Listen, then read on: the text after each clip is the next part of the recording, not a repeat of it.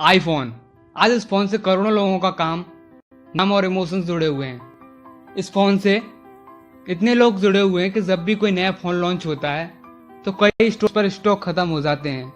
कुछ इसको काम के लिए रखते हैं तो कुछ शौक के लिए। पर एक बात जो सब में कॉमन रहती है वो है रिलायबिलिटी। वो रिलायबिलिटी जिसकी नींव स्टीव जॉब्स ने रखी थी। आज हम जितने भी एप्पल प्रोडक्ट्स में बेहतरीन डिजाइनिंग्स पाते हैं उनके पीछे जो सबसे बड़ा नाम है वो है स्टीव जॉब्स का। आईपैड, मैकबुक, आईफोन, आईमैक, इन सब के बारे में तो हम सभी ने सुना है, पर इनको बनाने वाले स्टीव जॉब्स के जीवन में कितनी कठिनाइयां थी और परेशानियां थी ये बहुत कम लोग जानते हैं। तो आज इस वीडियो में स्टीव जॉब्स की जिंदगी की पूरी कहानी बताऊंगा कि किस तरह से उन्होंने दुनिया की सबसे बड़ी कंपनी की शुरुआत की। स्टीव जॉब्स ऐसे व्यक्ति थे जिन्हें ना पैसे से प्यार था ना पैसा उनकी पहचान थी।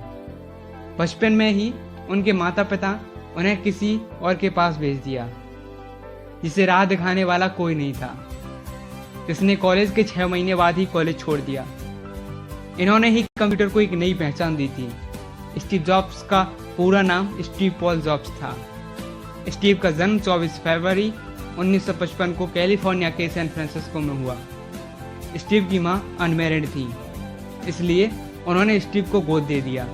स्टीव को पहले जिस कपल को गोद देने के लिए डिसाइड किया वो पढ़े लिखे थे, लेकिन अचानक एक लड़की को गोद ले लिया उन्होंने। इसके बाद स्टीव को पॉल और क्लारा ने अडॉप्ट किया। स्टीव की मां चाहती थी कि उनके बेटे को गोद लेने वाला पेरेंट्स जो हों वो ग्रेजुएट हों।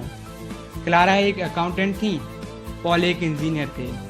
उन्होंने स्टीव की मां से वायदा किया कि वे स्टीव को कभी भी किसी भी चीज़ की कमी महसूस नहीं होने देंगे।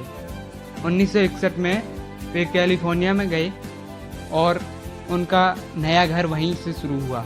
वहीं से उनकी पढ़ाई शुरू हुई। स्टीव के पिता ने एक गैरेज खोल लिया और वहीं से शुरू हुआ स्टीव का इलेक्ट्रॉनिक सफर। स्टीव इलेक्ट्रॉनिक से बहुत ज़्यादा छेड़छाड़ करने लगे। स्टीव जॉब्स काफ़ी इंटेलिजेंट थे पर शरारती भी बहुत थे। उनके तेज दिमाग की वजह से उनके स्कूल टीचर उन्हें बड़ी क्लास के लिए प्रमोट कर रहे थे, पर उनके पेरेंट्स ने मना कर दिया। 13 वर्ष की उम्र में उनकी दोस्ती हुई स्टीव वोजनियाक से। उन्हें भी इलेक्ट्रॉनिक्स से बहुत रुचि थी। हाई स्कूल की पढ़ाई के बाद स्टीव कॉलेज में दाखिल हो गए। इसकी फीस बहुत ज़्यादा थी और उनके माता पिता बहुत मुश्किल से खर्चा चला रहे थे। जल्दी उन्हें एहसास हुआ कि उनका पढ़ाई में मन नहीं लग रहा है और कॉलेज की फीस भी बहुत ज़्यादा है।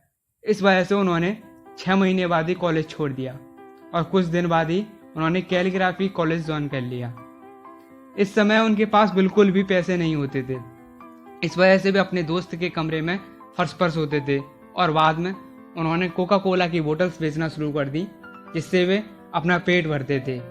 रविवार के दिन तो वे 7 मील पैदल चलकर राधा कृष्ण मंदिर जाते और मुफ्त का खाना खाते थे। स्टीव जॉब्स और स्टीव वोजनियाक दोनों ने कंप्यूटर बनाने का डिसाइड किया।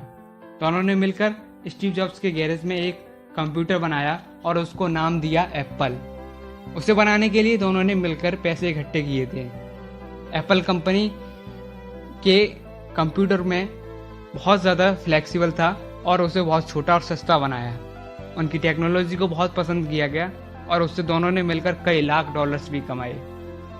10 सालों में एप्पल कंपनी एक जानी मानी कंपनी बन गई, लेकिन एप्पल 3 और लाइजा का प्रमोशन हुआ तो कंपनी घाटे में चली गई, जिसके लिए स्टीव को जिम्मेदार माना गया और 17 सितंबर 1985 को कंपनी के बोर्ड ऑफ डायरेक्टर्स ने उन्हें बाहर निकाल दिया। लेकिन उन्होंने हार नहीं मानी। उन्होंने हिम्मत जुटाकर एक और कंपनी बनाई जिसका नाम रखा नेक्स्ट। नेक्स्ट का पहला product high and personal product था, लेकिन फिर भी नेक्स्ट कुछ अच्छा खासा काम नहीं कर पाई, ना नाम कमा पाई, क्योंकि पहले ही एप्पल ने पूरे मार्केट पर कब्जा जमा रखा था। लेकिन फिर भी स्टीव ने हिम्मत नहीं हारी और फिर उन्होंने नेक्स्ट को ही सॉफ्टवेयर कंपनी में बदल दिया। उसके बाद तो उनकी किस्मत ही बदल गई।